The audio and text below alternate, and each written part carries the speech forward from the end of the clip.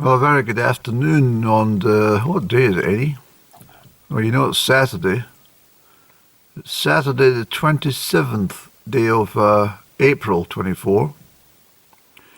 I've driven a long way to see this pigeon with his mate. Yes. So I come up into the countryside because it is Saturday and well, as you know, Saturday is not my favourite day, not at all. In fact, I've had to completely switch off my radio. It's just drivel, complete drivel. It's sport. I don't actually think anybody attends a football match. I think it's just a recording with a mix of crowd noises in the background. I don't actually think there's any game at all. I think it's just a case of the commentators have got a script and they just chat about things and make it all up as they go along. I think I find the whole thing thoroughly boring. And the other alternative is often mentioned in this vlog, or my channel at least, is the fact it's the only other alternative on a Saturday is perhaps horse riding or going to the shops. I mean, it's one way of getting consumers into the retail department stores is making sure there's damn all the television for those who watch television. I haven't had television now for 9 years or more. But so the alternative might be the radio. Even bloody Radio 3, BBC Radio 3 is just chatting on a Saturday. There's no any classical music that you can sit and relax to. It's just chatting about composers and stuff like that. I haven't tuned into BBC Radio 3 for some time. I think I got a caption on it on Wednesday driving south from Rannoch. There's not so much coverage up that neck of the wood for any radio stations. I even struggled to get BBC Radio 4 in longwave. So I thought I'd just come up and see these pigeons.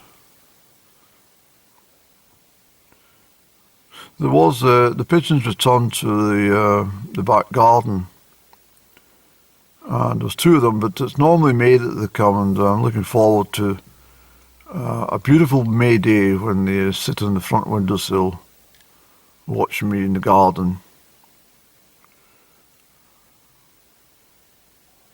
It was certainly a early bird catch the worm this morning because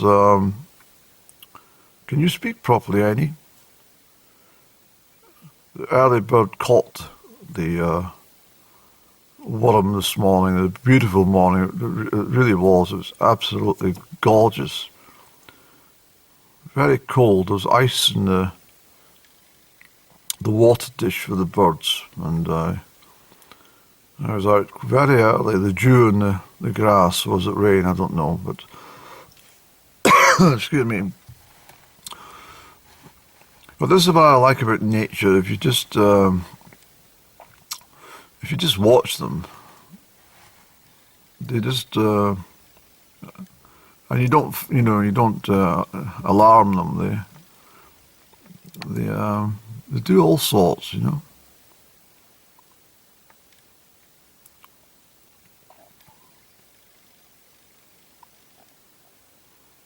I mean, she's over there pruning herself, and he's just sitting there.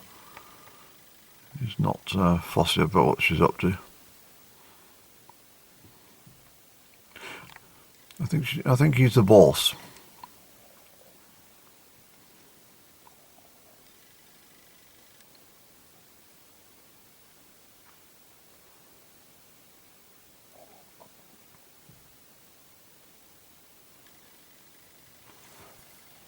Excuse my coughing. The other thing that's a problem I find is if you do go shopping is there's a higher density of low vibrationals on a Saturday, and there normally starts about 3 or 4 o'clock on a Friday, and milling around until about usually about Sunday lunchtime. They all seem to disperse again.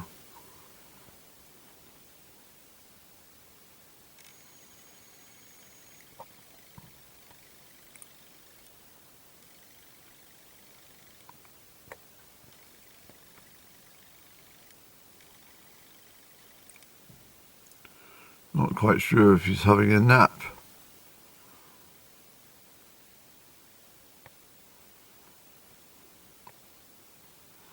And then, of course, another thing people can do is they can go to the pub and order a beer or something, you know, and sit and gaze at the optics. Perhaps involve themselves in some tittle-tattle conversation. Generally, it's always about the weather, what was on the news, what's forthcoming events, but there's never any conversation which enriches the soul.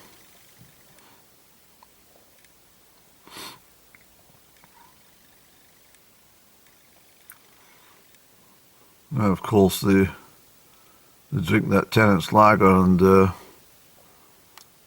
soon anaesthetised, I can't speak, anaesthetised.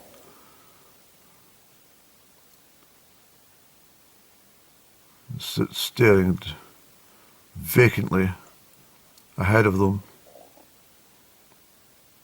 gulping, and sipping and gulping.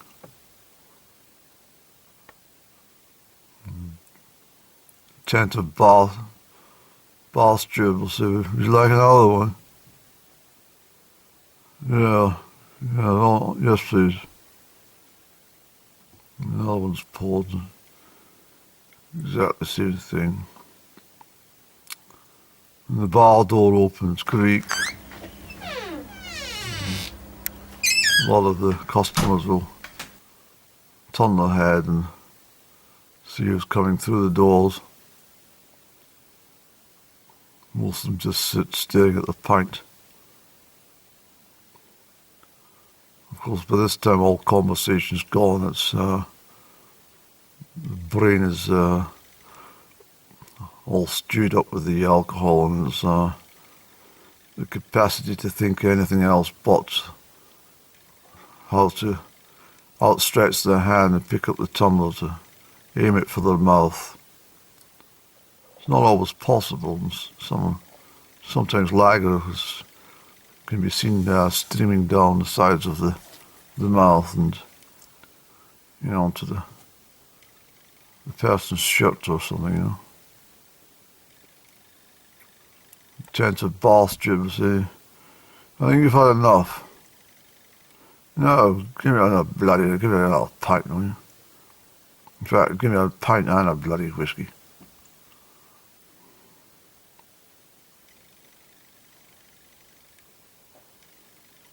And the bloody noise in the pub as well.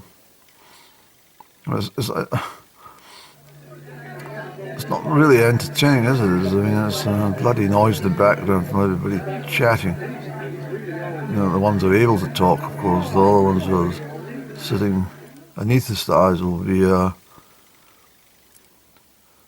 this background humdrum of sport and the background screens of the pub with the television and somebody staring at the bloody pointless game of football.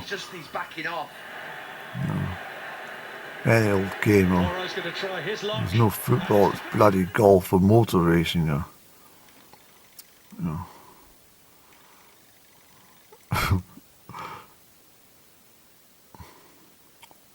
I think the Pigeon's got the right idea. You never see a pigeon going into the pub, do you? Not really. Sometimes hangs around outside. You get a little morsel of a crisp or something that fly up, coming out of someone's pocket, but it's generally. She's sitting there. And she says, "I thought you were taking me out for the afternoon. This is not much fun."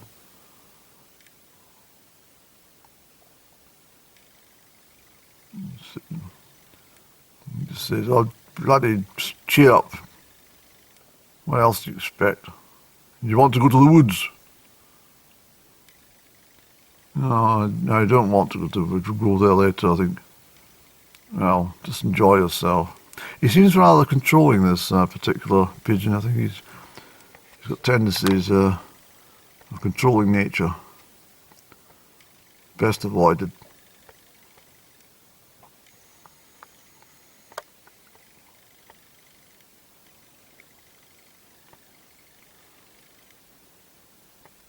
I think they're both going out tonight. That's what they're both pulling themselves up for this date. I think she's turned up early.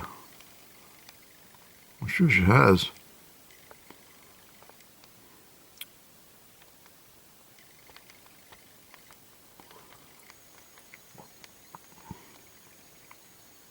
Yeah, there is no. I don't know what people do. I'm a bit mystified. I think I look back on the telephone directory and start dialing numbers again. It's hello.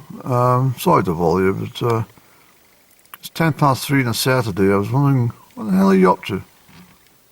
Who is this? No, I'm sorry to startle you, but I just wanted to know what you're up to, because, I mean, what are you doing? It's none of your bloody business what I'm doing. But I'm cleaning out the shed. Does that make you happy?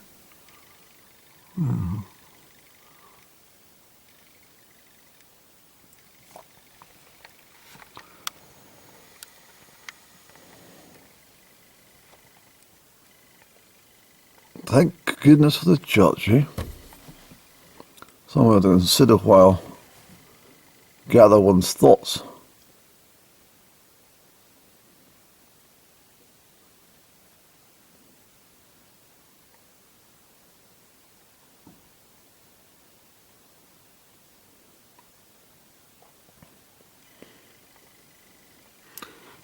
Now, I've worked out that coffee, which is pretty damn expensive to get a cup of coffee anywhere these days. But I understand well, at least this is what I think. The reason you can't get a cup of coffee under £2 is because your debit card won't accept, they won't accept payment on a debit card unless it is over £2 or more. So I think this is why we have I think the most expensive coffee this year has been £4.50. That was up at Tongue Hotel, which I couldn't expect it. It's either £4 or £4.50, I can't quite remember now. I think it's £4.50. But yeah, £2.50, £2.75, £2.70, £3, £3.50, all this sort of pricing for a bloody cup of coffee. And people say, you fancy going for coffee? Well, I went for coffee last week. It's a bloody £100, £150 a year just for drinking bloody one cup of coffee a week.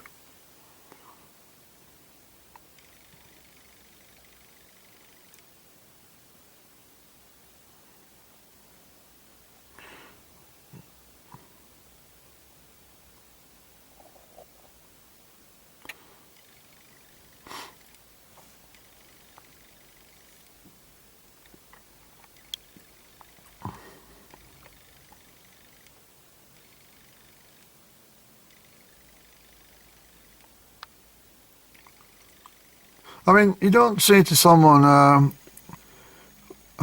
hello there, how are you getting on? Yeah. You fancy going for a plate of mince chatties? I'll say to him, do you want to go grab some ice cream and jelly somewhere? It's always a bloody coffee.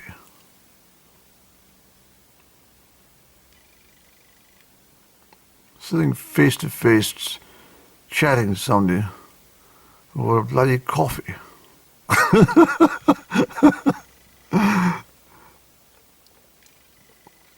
Sitting, I don't know, and I also think that when you're sitting opposite somebody and they're drinking coffee, don't you think they look quite peculiar? They stretch their mouth around the rim of the cup.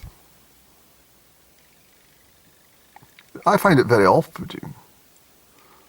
The nose stuck right in the bloody centre of the cup. Take it back out, they've got a big bloody stain on their nose. Especially if they drink black coffee.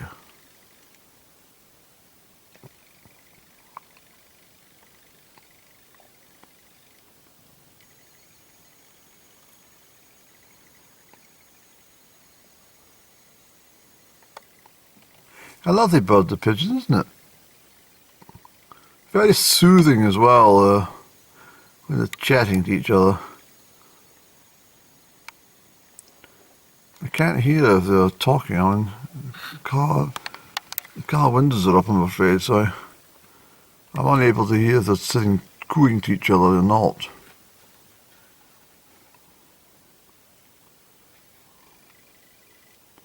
But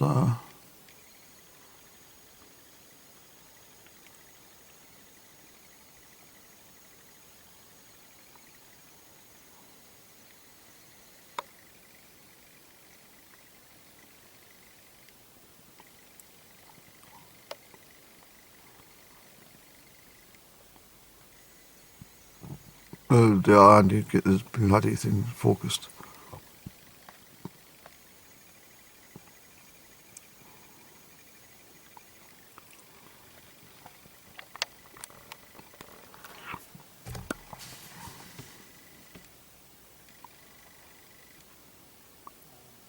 There's a thing we don't really have much up here in Scotland is sort of, I mean, there's plenty of horse boxes going around in the countryside, but not much, there's not much gymkhanas or show jumping trials as such. I mean, I think people just keep horses because it's, well, it's one of these middle class icebreakers at dinner, isn't it? Gilly's got herself a new horse. Oh, really? And they start chatting about it. And there's a little chaffinch come to join the conversation. Where is he? I found the chaffinch when I was about, well, 9, 10 years old. It hurt itself, and I took it back home. Did I tell you this? I'm sure I did. I said to Mummy, I said, look. And I kept it for days, tried to heal it in a box with sawdust. It sat beside my bed. And I rushed home from school every day to see him. And then the final day I came home, Mummy said, sit down, Andrew. Bad news. I remember being very tearful about the chaffinch. But we had a service out in the back garden, and he got buried in a shoebox.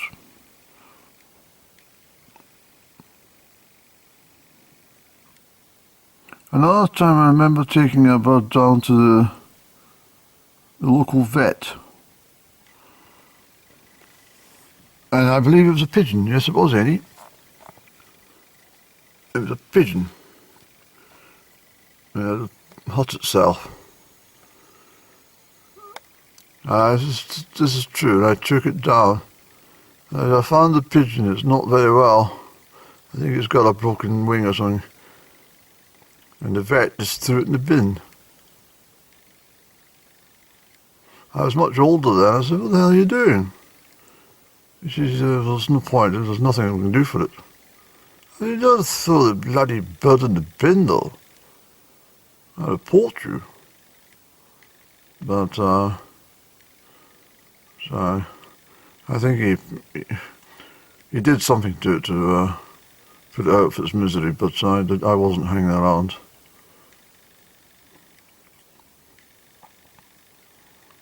I mean, people just think that pigeons, fly around all day and upset people and stuff, annoy them at bus garage or something like that, but they're intelligent birds, and they're obviously very clean, hygienic birds, aren't they?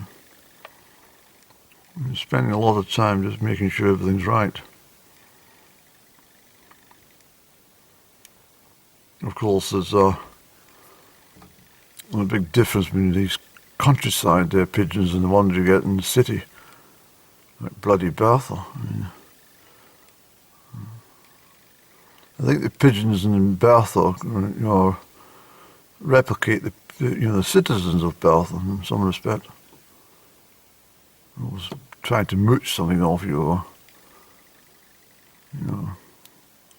sitting there all day at the bloody bus garage, the bus station.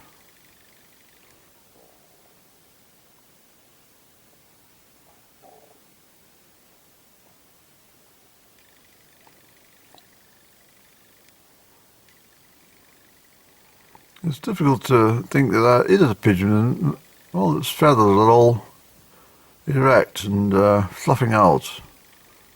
Rather pretty, isn't it?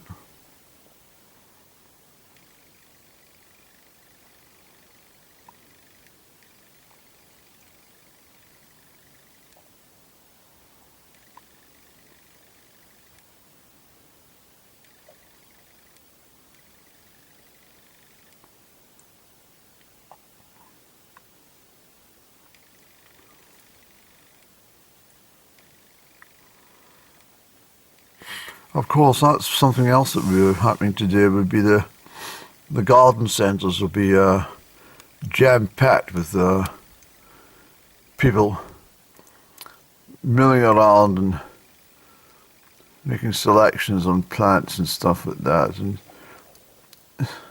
in a way, I always think, when they go into these garden centres, there's a sort of hypnotic trance that they go into, and they tend to buy bloody everything in sight.